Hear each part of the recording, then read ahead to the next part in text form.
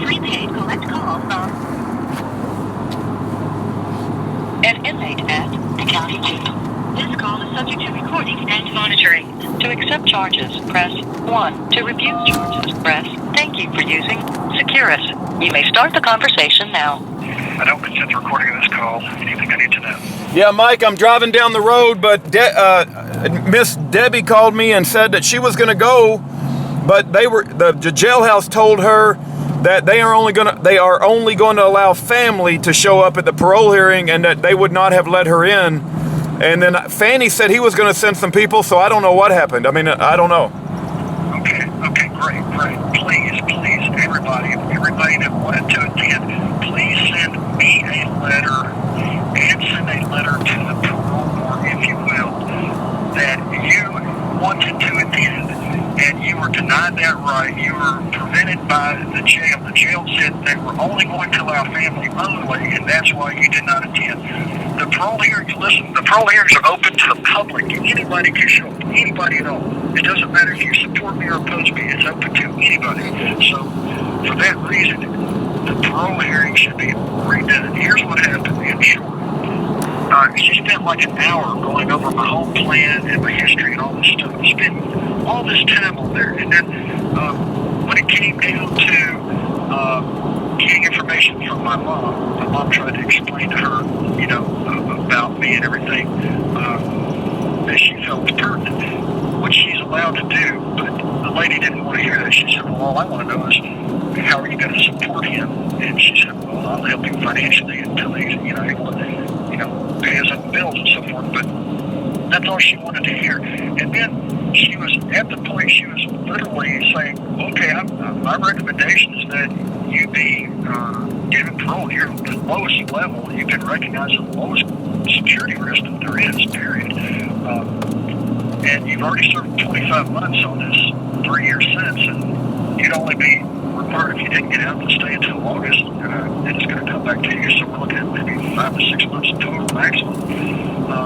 And she was saying that she was going to recommend that I be released. Mike? Hey, Mike, Mike, I lost the last 10 seconds you went out. You said she was going to recommend I be released, and then you went blank. She was going to recommend I be released, and she said, but you would be released to a federal detainer, so that means upon your release, the feds would come pick you up and take you on to federal prison, which she just said that's not an issue, that's not a problem. People, you can go to the federal prison and be released from there too. We're just looking at the state. And I said, that's right, you're just looking at the state's issue. And I said, here's the thing, at the sentencing hearing, at the federal kangaroo court sentencing hearing, the judge said that he wanted my time in the Fed to run separate from the state time.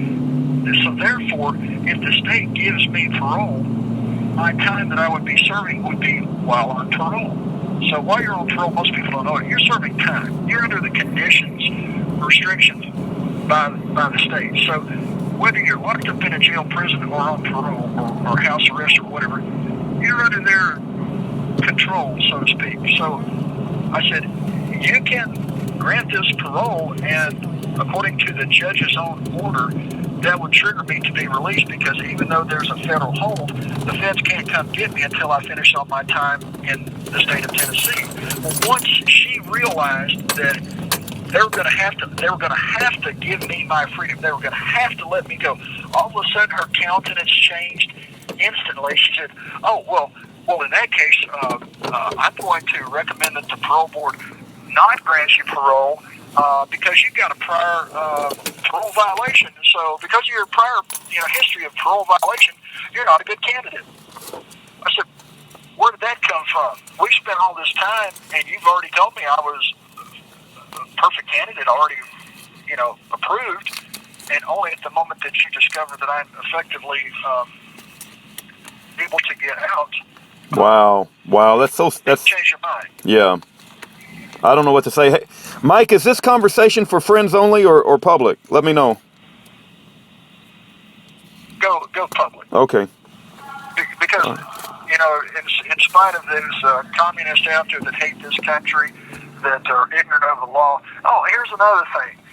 for your communist buddies out there that think they know the law, the morons, listen, guys, look up Title 18, 922, little g, little 1, and it says right at the beginning it applies to persons. Well, it's not what your pea-brain thinks person is. Go back to Title 18, 921, where it says definitions, and read what a person is. It defines it as an individual, a corporation, a trust, a partnership, a firm, on and on and on.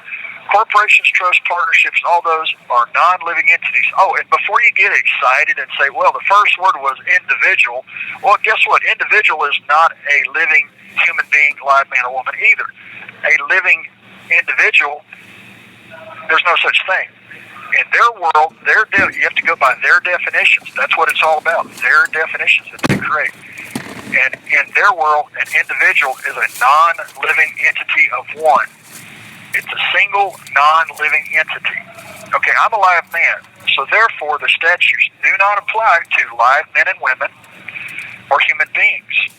So look it up, do the research, and I ask everybody, please do the research and send me what you find relating to this issue, because therein lies the problem.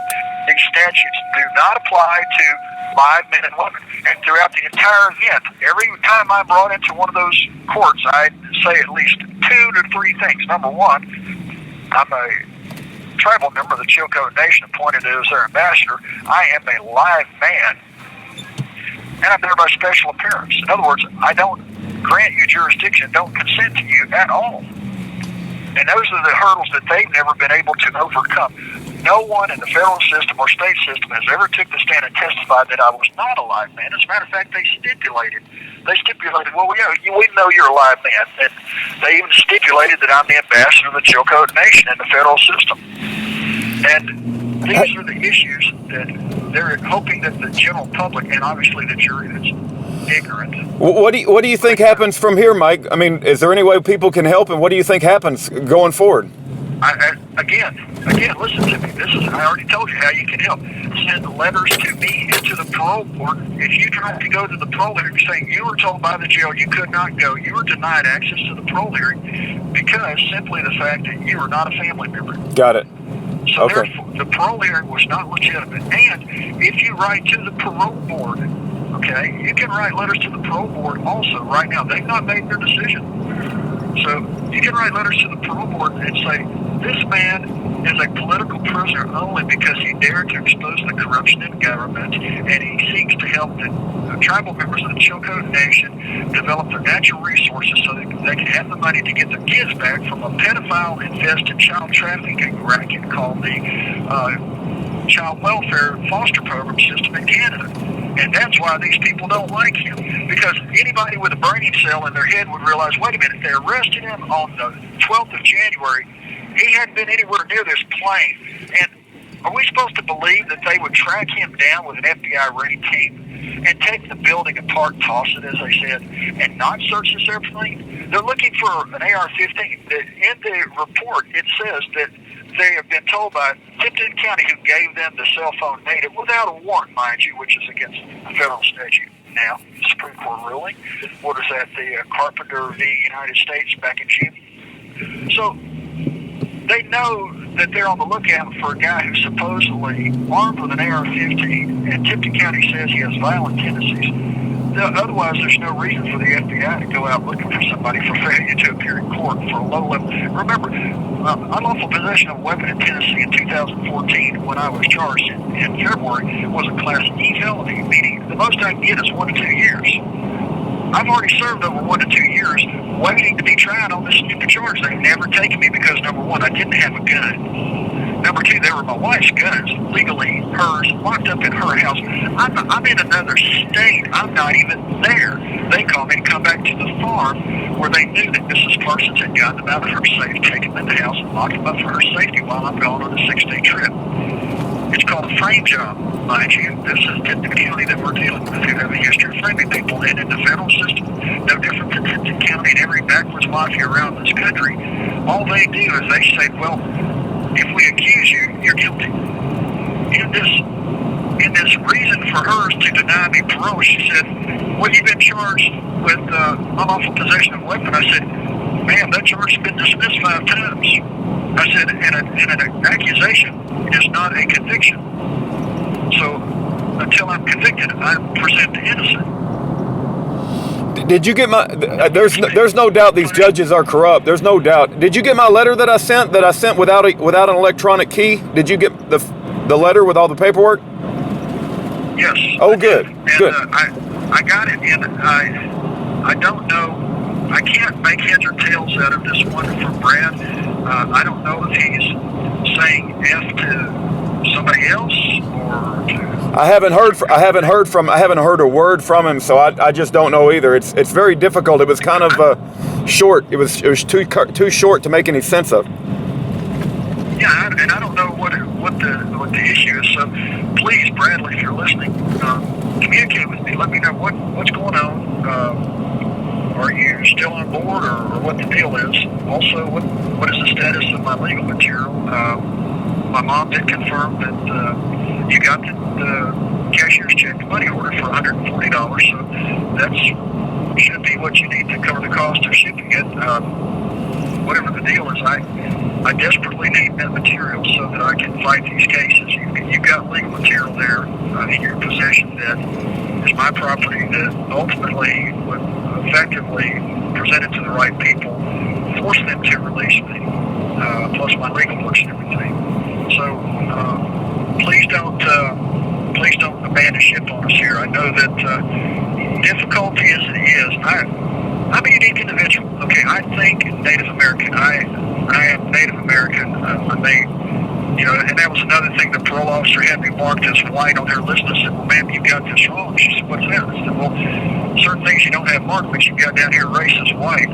That's a color. That's not a culture. I'm Native American." And my mom tried to interject and say, "Yeah, his dad's mom and dad are full-blooded Native American Cherokee, and my ancestors are too." I'm roughly 65, 75%, but regardless of the Irish genetics that make me appear to be somewhat like an Irish-looking guy in the face, in my soul, I'm Native American. I think I am not European. I don't think European, so therefore I think my ways are different. Everything about me is different than European. And so therein lies the rub, is that they think I'm going to acquiesce to their slave culture mentality, and I don't. I reject that wholeheartedly, and that's what messes things up, is they perceive that I'm just like them, willing to be a slave and suck up to a corporation posing as government, and I don't. Hey, Mike, it sounds like your mother did attend your parole hearing. Was there anybody outside of your family that was there at all? No. Okay. No, Wow. Just my mother. Wow. Because I know that there was interest, and I had received feedback that there should have been more people, but it sounds like they turned back anybody that wasn't family, which sounds like it's illegal. Right. Also, on your message to Bradley, if he's listening, I know you had indicated that number 8 on the list is incredibly important, so I don't want to miss that. It is. It is, and Rudy, if you've got the list, please, if you can, without going into that, because others were trying to, I understand. If you can help me, or he can help me, that's crucial. Very, very crucial. I need to see if that can be done. And what I was going to say, Brad, is that it's difficult to communicate with elderly tribal members who are not running at 90 miles an hour. Brad, you run at 90 miles an hour. You're very intelligent, very capable young man, and you move at 90 miles an hour. They don't. Things are processed very slowly. They are very. Don't take them wrong. They're very smart too. They're just more methodically thinking people. They're slow to react because they think things through very thoroughly. Let me emphasize that. These are very thorough people. Therefore, when they met me and talked to me and heard about me and discovered the way I process, and they found that, okay, we've got a man of integrity that gets it. He gets what sovereignty is all about. So that is his core. So we don't have to worry about that. He would never sell us out. He's brutally honest. He's not a liar. He's not a cheat. He's not a thief. He's not on drugs. He's not doing anything. He's been with the same woman, married 33 years. So the commitment issue is not a question for me. So I've got all the respect in the world. Plus, as a former manager of Federal Express and former adjunct faculty member, doing all the things I've done, I know business. I know how to run a business.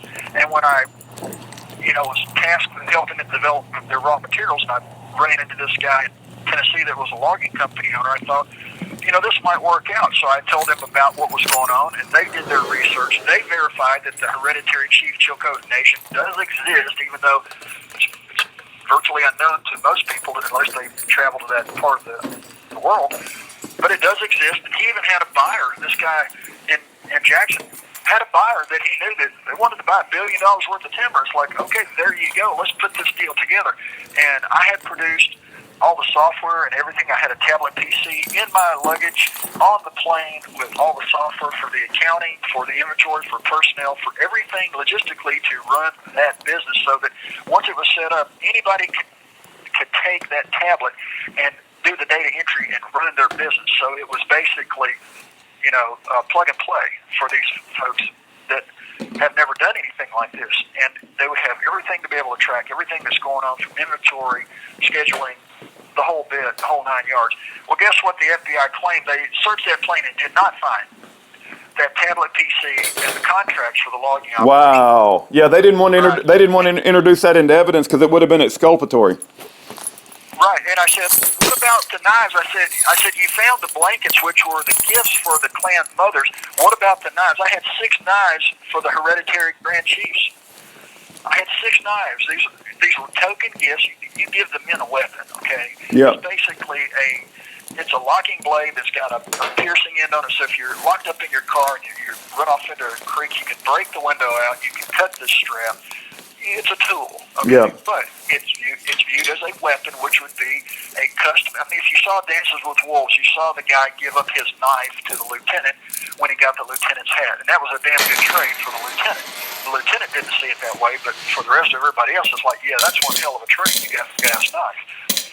But it's a cultural thing that Brad may not be up to speed with, or would, because especially if he's dealing with certain clan mothers that they're frustrated with this whole deal. Yeah. And they want things to be fixed and to be right. And this is, just typical. And I show them all the respect in the world because they've earned it. They deserve it. They've been put through hell like everybody else. Well, Mike, I do have a quick question. I know our time may be running out here real soon. If people do want to write the Tipton County Parole Board, is that what they look up on the internet to find the mailing address? No, it's not Tipton County. It's the Tennessee Board of Paroles. It's in Nashville, Tennessee.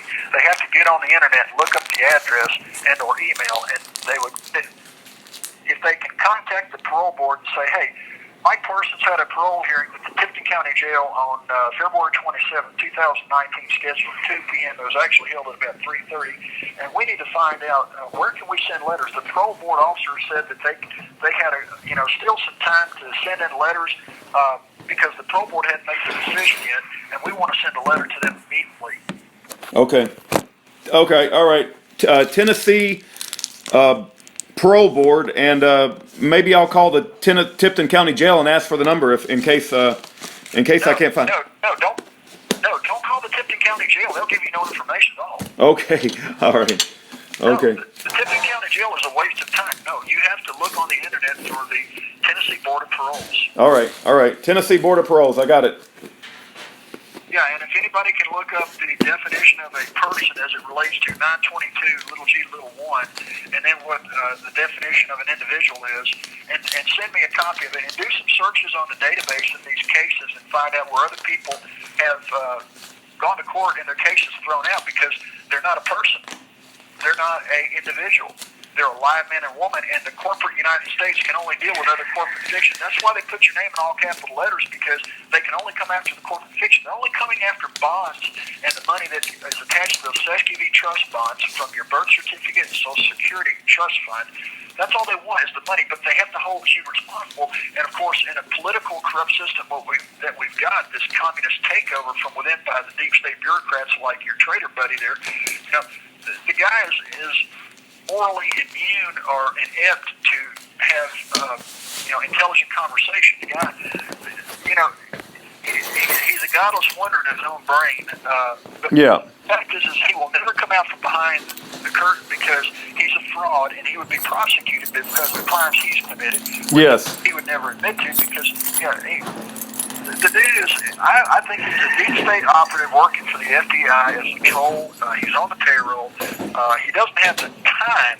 If he was doing the job, spending all this time sitting there at a computer reviewing everybody's cases and legal stuff. No. Oh yeah, and Mike, I got to tell you, it's not just your case. He knows every single thing about. He knows every single thing about lots of other prisoners that I advocate for. Well, yeah, there's a he deep. doesn't articulate that he knows every detail because he gets the details wrong. No, everything is biased and spin. It's a total fabrication. Twisted, right. Yeah, no doubt. It's totally twisted, and that's the thing about Satan. The devil twists everything.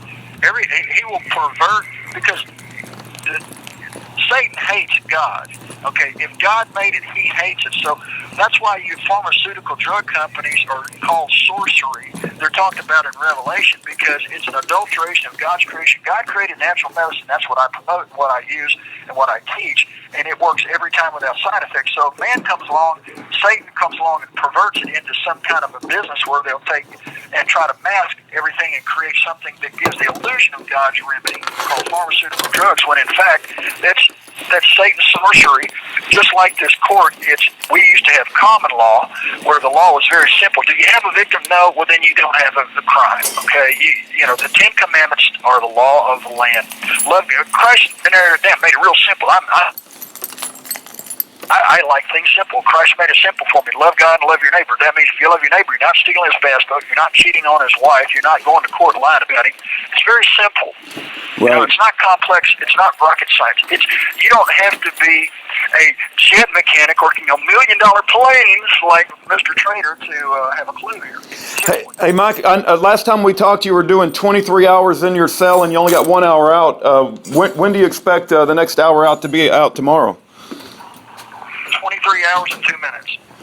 Okay, so all right. So it'll be late in the evening tomorrow then. Yeah, it'll probably be around 5 o'clock tomorrow.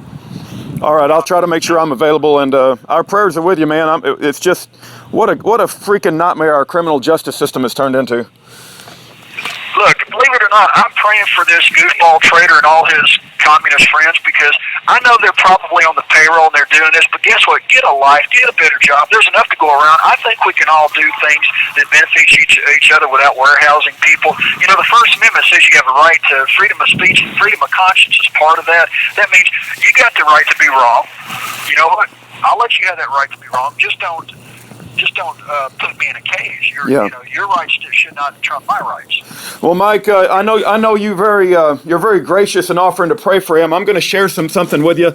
They've banned me from communicating with 3 federal prisons. Frater has even bragged that he's the one who called the prison, and I have a dear friend that I've been communicating with for several years, and I advocated for his innocence as well. His name is David Hinkson. He's in USP McCreary, and Frater is bragging about the fact that he called the prison and reported this prisoner as running a business when that absolutely is a lie, but it appears that the warden at that prison bought into Frater's lie.